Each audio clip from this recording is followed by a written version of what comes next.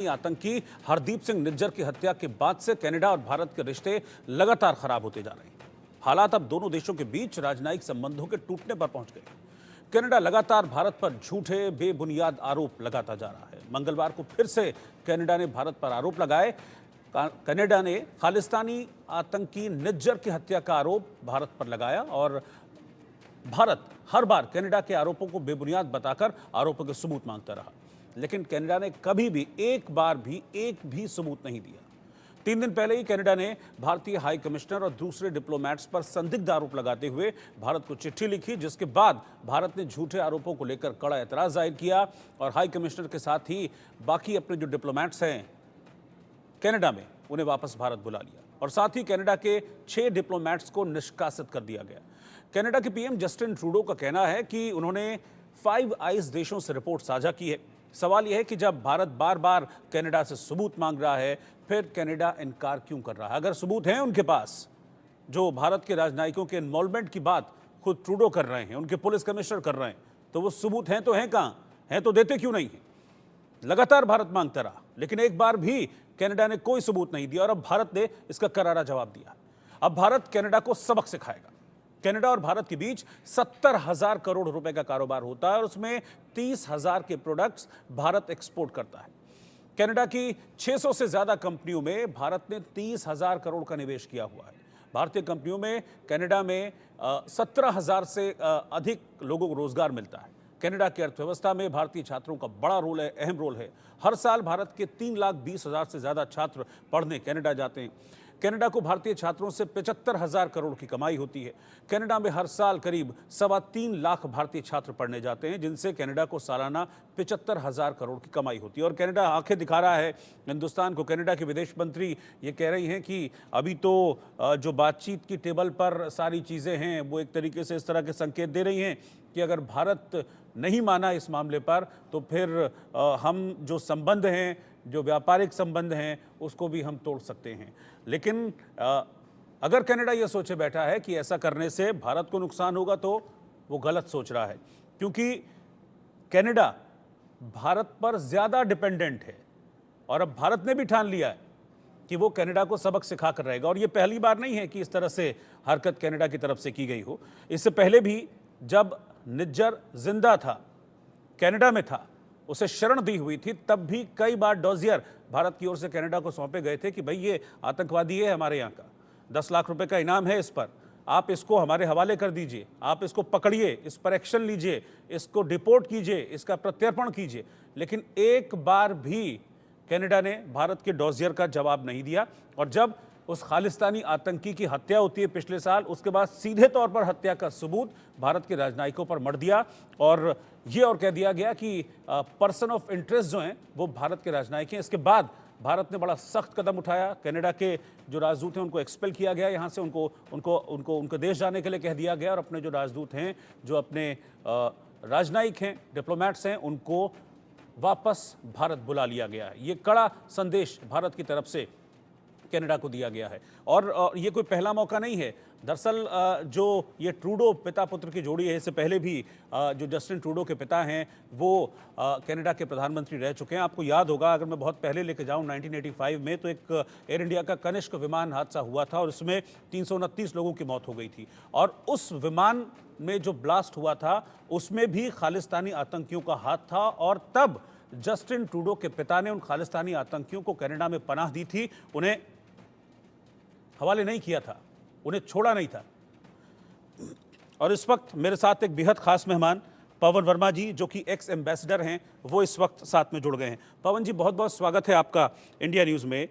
ये इतना प्यार खालिस्तानी आतंकियों के लिए, ये ट्रूडो पिता पुत्र के दिल में कहाँ से आता है?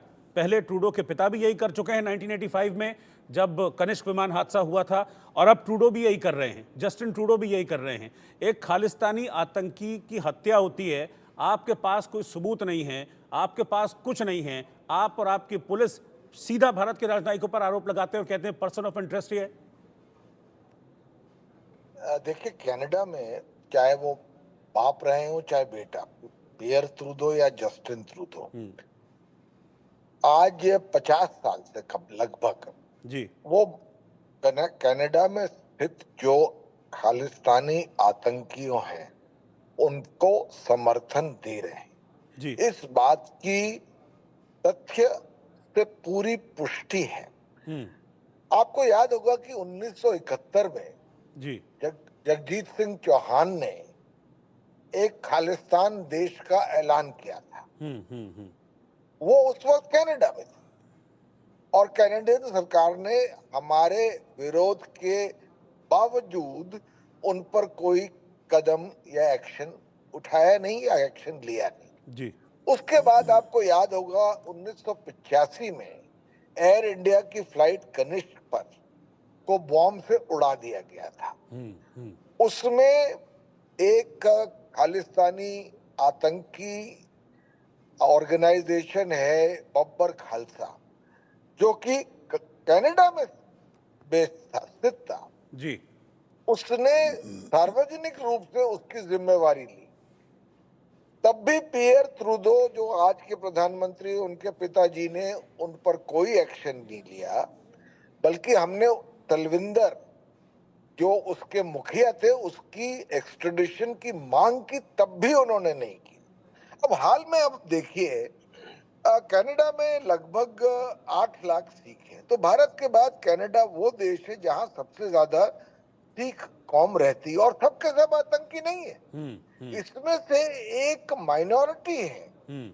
जो कि कोशिश ये कर रही है कि कनाडा में रहकर आश्रय पाकर वहां की नागरिकता लेकर भारत के खिलाफ सीधा सीधा विभाजन की कर रहे हैं। जी। और कनाडा को इसके बारे में पता है। जो हम्म। जो जो निज्जर की जो हत्या हुई, उसमें हम्म। कनाडा ने भारत को पर आरोप लगाया। भारत ने कहा आप हमें सबूत दीजिए, जैसे आप खुद भी कह रहे थे। जी। उन्होंने कहा कि हमारे पास कोट अनकोट क्रेडिबल एविडेंस है, हम्म। और अगर क्रेडिबल एविडेंस है तो हमने कहा वो सबूत हमको दीजिए। जी। आज तक वो सबूत नहीं आए हैं। और सर वो एक बड़ा कैनेडियन डेवलपमेंट है। सरकार। सर माफी के जी, साथ रोक रहा हूं, एक बड़ा डेवलपमेंट है, क्योंकि मैं भी वही बात कह रहा हूं, आप भी वही बात कह रहे हैं। आप तो डेफिनेटली मुझसे ज्यादा जानते हैं। तो आप ये बात कह रहे हैं कि बार बार, एक बार नहीं 10 बार हमने कहा भाई सबूत है तो आप हमको दीजिए, पहले सबूत तो दीजिए, फिर हम देखेंगे कि इम्यूनिटी का क्या करना है क्या नहीं करना है राजदूतों की। अब पता चल रहा है कि इनका सोर्स क्या था और क्यों नहीं बता रहे थे। अभी खालिस्तानी आतंकी है पन्नू, वेल नोन खालिस्तानी आतंकी है जिसके बारे में सबको पता है वो क्या करता है। उसने कनाडा के एक टीवी को इंटरव्यू दिया है और वो कह रहा है कि I shared information against India with Canada PMO and that too I am doing from past 2 to 3 years। और वो ये कह रहा है कि इंडियन हाई कमिश्नर के बारे में मैं जानकारी दे रहा हूं। तो मुझे लगता है ये सोर्स है, इसलिए शायद ट्रूडो नहीं बता रहे हैं, वो सामने टीवी पे अगर आके स्वीकार कर रहा है ये। अगर ये सोर्स है और पन्नू वो सोर्स है, तो आप समझ सकते हैं कि उसकी अहमियत या महत्व क्या है। वो तो खुद संदिग्ध है, पन्नू। और ये कनेडियन पुलिस अच्छी तरह जानती है कि इन खालिस्तानियों ग्रुप में कनाडा में अंतरीय राइवलरी है, मुकाबला है, विरोध है, और उसमें कई लोगों की जान अलग अलग गुट से जा चुकी है। तो निज्जर भी लगता है उसी का शिकार थे। उनका एक वहां बड़ा मसला चल रहा था, एक गुरुद्वारा के कंट्रोल के लिए एक दूसरे गुट के साथ। और अब आरोप लगाना भारत पे, कोई सबूत नहीं देना। और सबसे बड़ी बात है जो ये अब कदम उठाया है, जहां हाई कमिश्नर ऑफ इंडिया को, जो भारतीय राष्ट्रपति के वहां पर के प्रतिनिधि हैं, उन पर कहना कि वो पर्सन ऑफ इंटरेस्ट है, यानी कि वो इस हत्या में किसी न किसी तरह से संदिग्ध हैं।